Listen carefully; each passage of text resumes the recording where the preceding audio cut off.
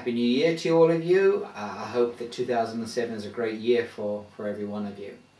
This month I have started off, it's the first month of the year, so I've started off with a title which is Thinking Outside of the Box. It's about innovation. I want to challenge you this month to think about innovation.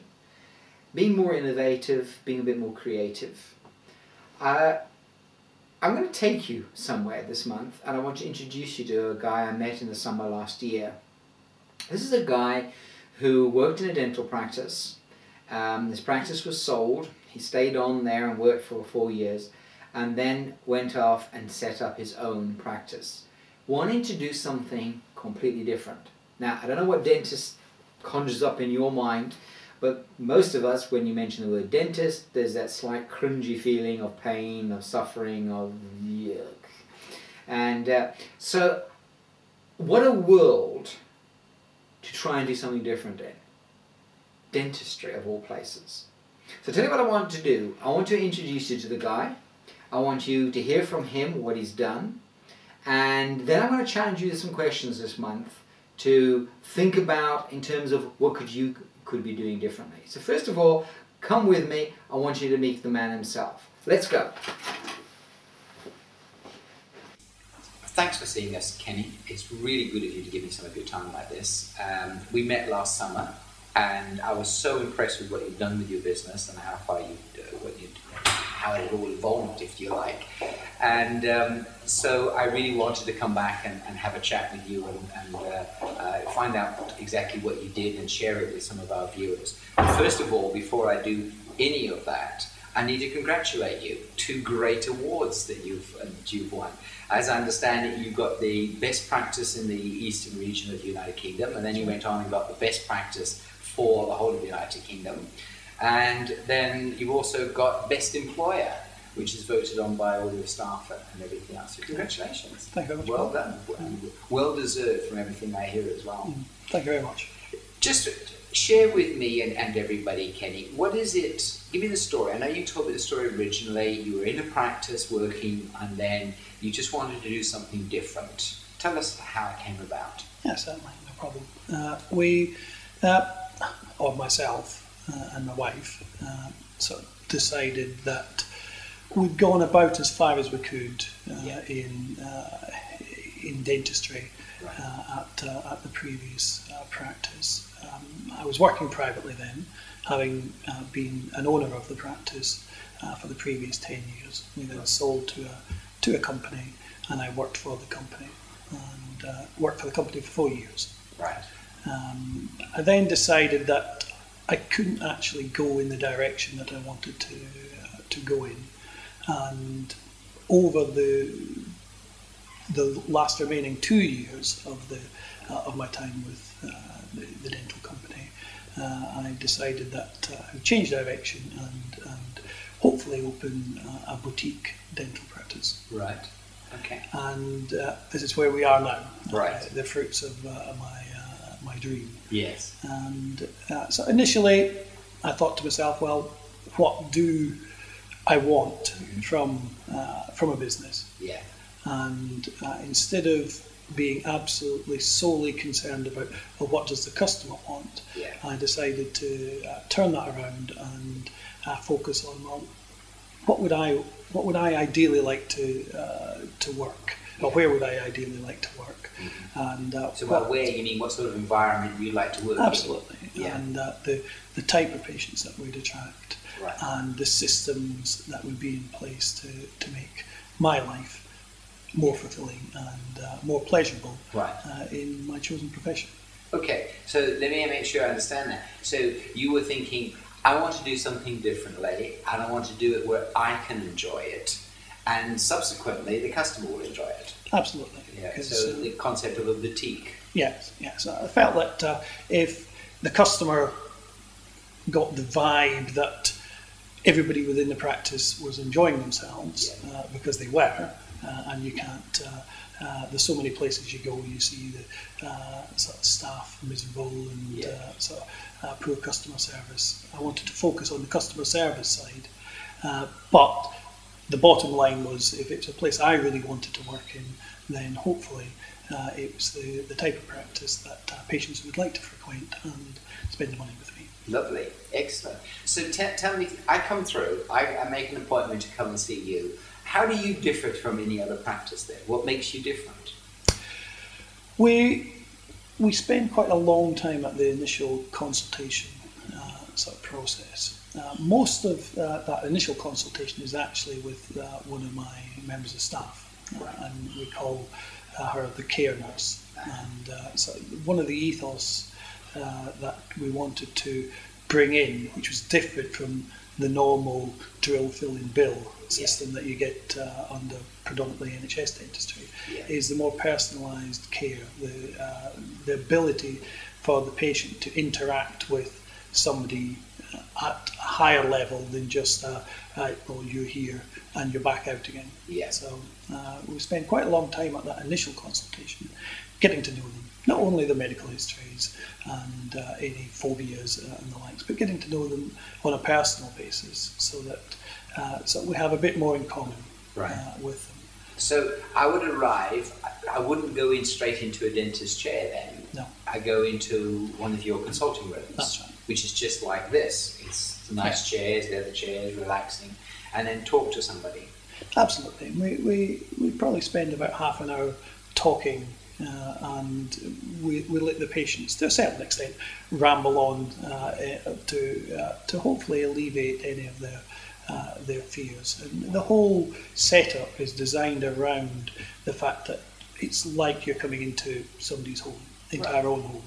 And obviously the dental part, you have to have a dental chair, but we try to keep the smells, the decor, flowers and the likes in such a way that it's as least dental as possible. Right. Excellent. And what's the customer's response been to it when they come in? Overwhelmingly positive. And so you probably get more feedback from nervous customers than you would do from customers that just come in having regular treatment, because they have a very large barrier to overcome, whereas people that are apprehensive about going to the dentist, as everyone is. So those that have a greater fear really do comment about the fact that we're fairly laid back. It's a calming and relaxed atmosphere when they come in, and if they're calm and relaxed within themselves, then the actual treatment itself, strangely enough, is actually less traumatic than they would have experienced previously. Right. So the normal consultation takes roughly, if it's half an hour talking, then what happens? And then they will come through to the surgery, and I do a thorough examination, not just looking for holes in teeth. We're looking at the whole patient. So we're looking at their overall well-being through questioning on the past medical history. We do oral cancer checks. We check over the gums in particular.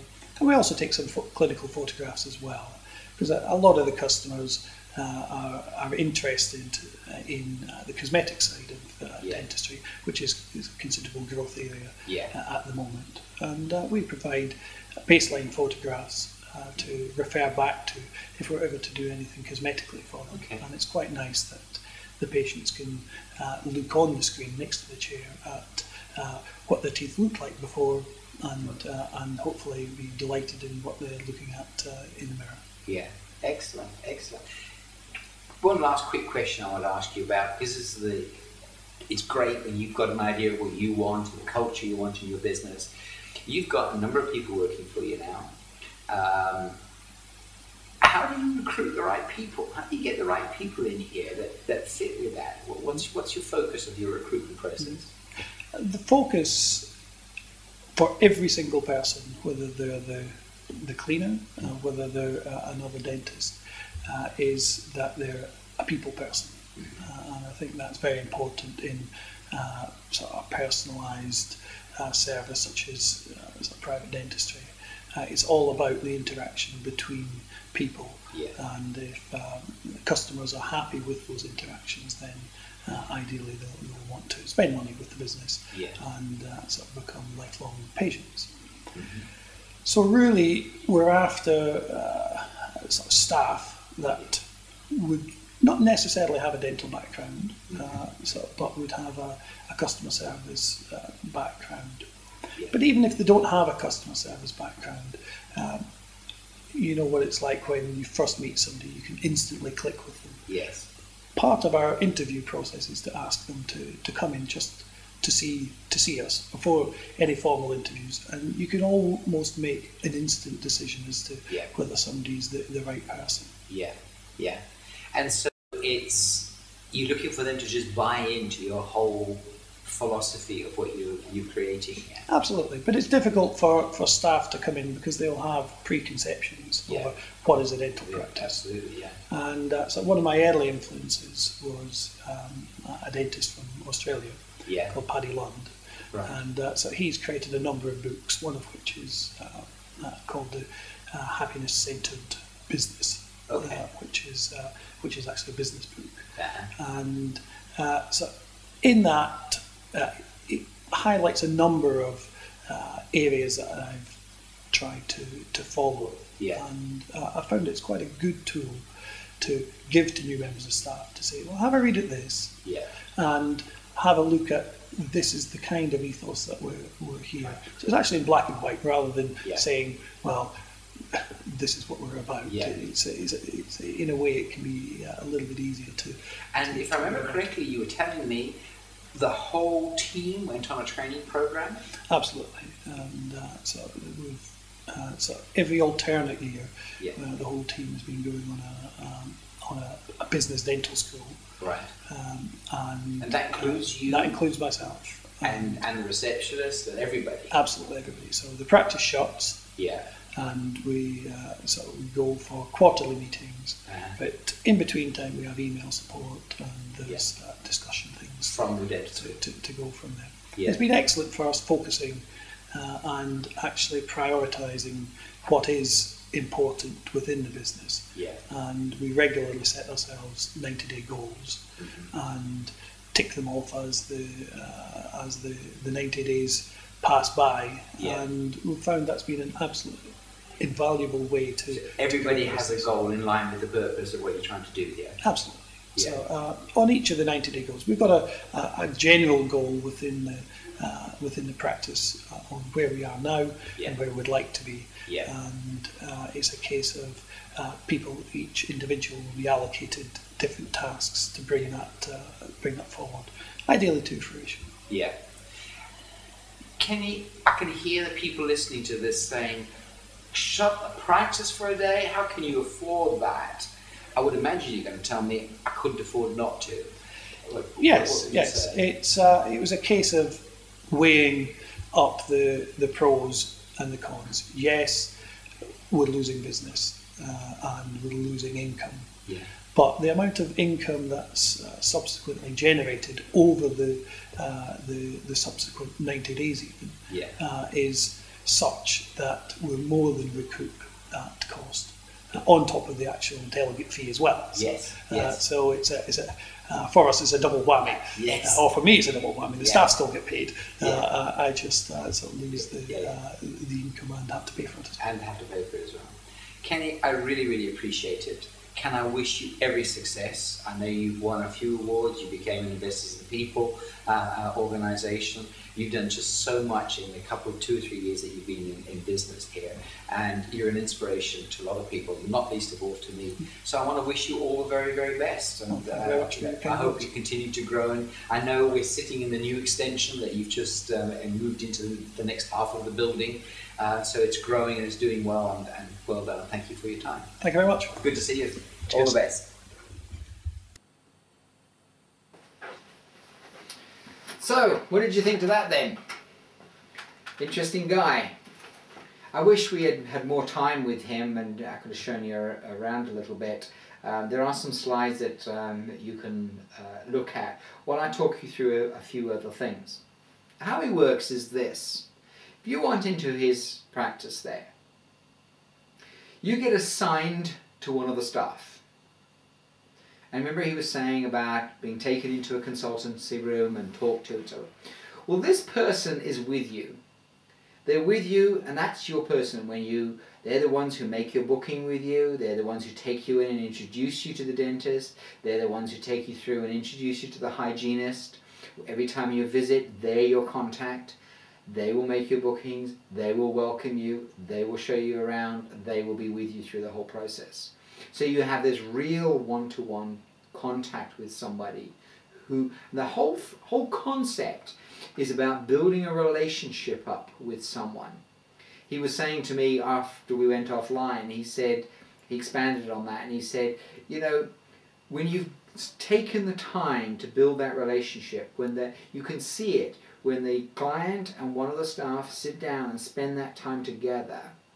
Then later on, if you make a mistake with the booking or there's a little problem somewhere, they're ever so forgiving.